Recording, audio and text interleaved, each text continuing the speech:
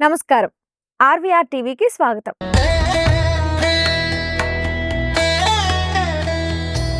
ప్రతి నెల మనం ద్వాదశ రాశి ఫలితాలు తెలుసుకుంటున్నాం కదా!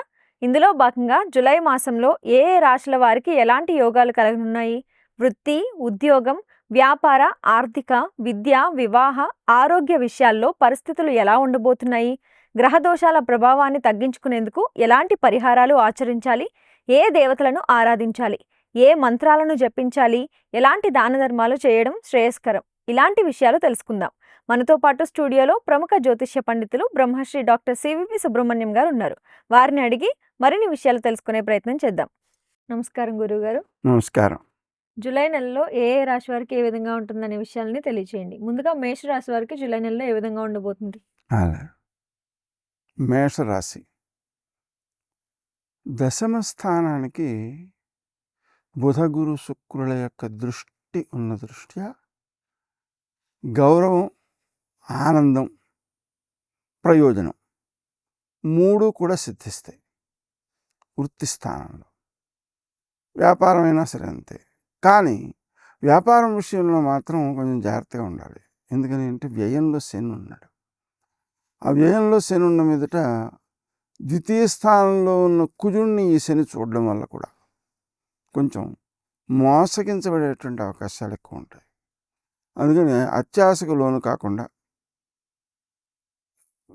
ప్రజలకు మేలు చేసేలాగా వ్యాపారాధికంలో పూనుకొనడం చాలా అవసరం. అలాగనే నిరుద్యోగులకు సమయం అనుకూలంగా ఉంది అని చెప్పుకోవచ్చు. అయితే అక్కడ కూడా ఏమవుతుందంటే ఎక్కువ శ్రమ, తక్కువ ప్రయోజనం కలిగే ఉద్యోగాలు మాత్రమే లభిస్తూ ఉంటాయి. ఆ విషయాన్ని దృష్టిలో పెట్టుకోవాలి. జనని కనకవృష్టిని దక్షిణాంతేర్పయామి అనే మంత్రాన్ని 4 నుంచి 5 వరకు, 5 నుంచి 6 వరకు శ్రీ రాజమాతంగే నమః అనే మంత్రాన్ని, సాయంకాలం 6 నుంచి 7 వరకు అరుణాచల శివ అనే మంత్రాన్ని జపం చేసుకుంటూ ఉంటే వృత్తి స్థానంలో ఆశించినటువంటి ప్రయోజనాలు సిద్ధిస్తాయి. అలాగనే నిరుద్యోగులకు ఉద్యోగ అవకాశాలు మెరుగవుతాయి. తర్వాత వివాహాది ప్రయత్నాల విషయంలో కొంత శ్రమతో ఫలితాలు సిద్ధిస్తుంటాయి. సామాన్యంగా ఎక్కువ ప్రయత్నం అవసరం అవుతుంటుంది. వ్యవహారాల్లో కార్యాలు సిద్ధిస్తాయి, కానీ దానికోసం మనం ఎక్కువ పుణ్యబలాన్ని పెంచుకోవాల్సిన అవసరం ఉంది. అసాధ్య సాధక స్వామి అసాధ్యంతవ కిం వద రామదూత దయాసింధో మత్ కార్యం సత్ఫలం కురు అనేటువంటి మంత్రాన్ని చేసుకోవడం మంచిది. మనకు తృతీయ స్థానం కొంత సానుకూలంగా లేనందువలన ఏం జరుగుతుంటుంది అంటే సోదరులు, సోదరీలు వాళ్ళ విషయాల్లో కొన్ని ఇబ్బందులు ఎదురవుతుంటాయి. ఆరోగ్య విషయంలో ఎక్కువ శ్రద్ధ చూపించాలి.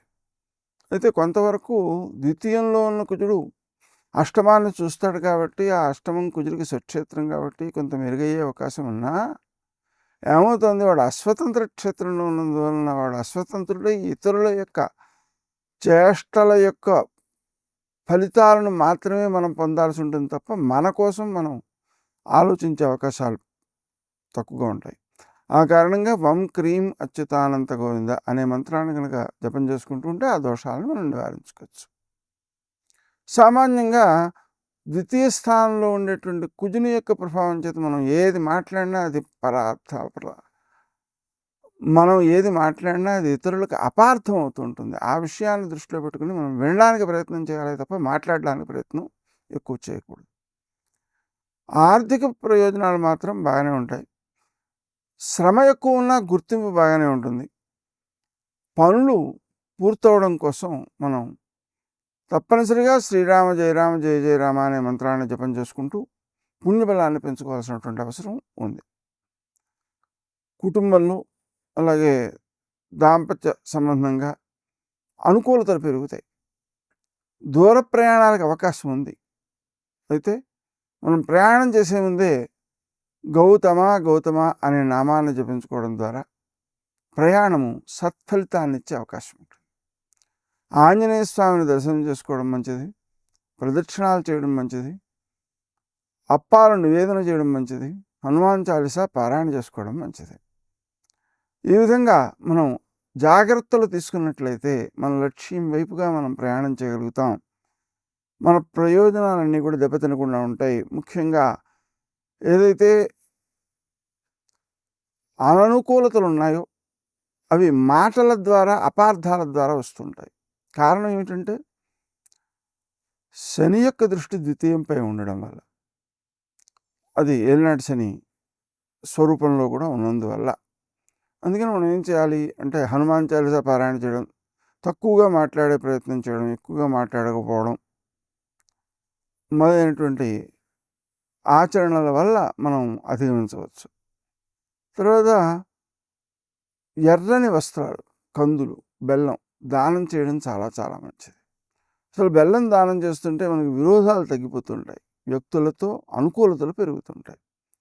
అందువలన దానం అనేటువంటిది ఎందుకు సత్ఫలితాన్ని ఇస్తుంది అంటే నా యొక్క శక్తి ఏదైతే ఉందో ఆ శక్తి నాకు డబ్బు రూపుగా మారుతుంది. అంటే ఇప్పుడు ఏమైంది, శక్తి అనేటువంటిది నా వద్ద ఉంది, నాకంటే వేరుగా లేదు.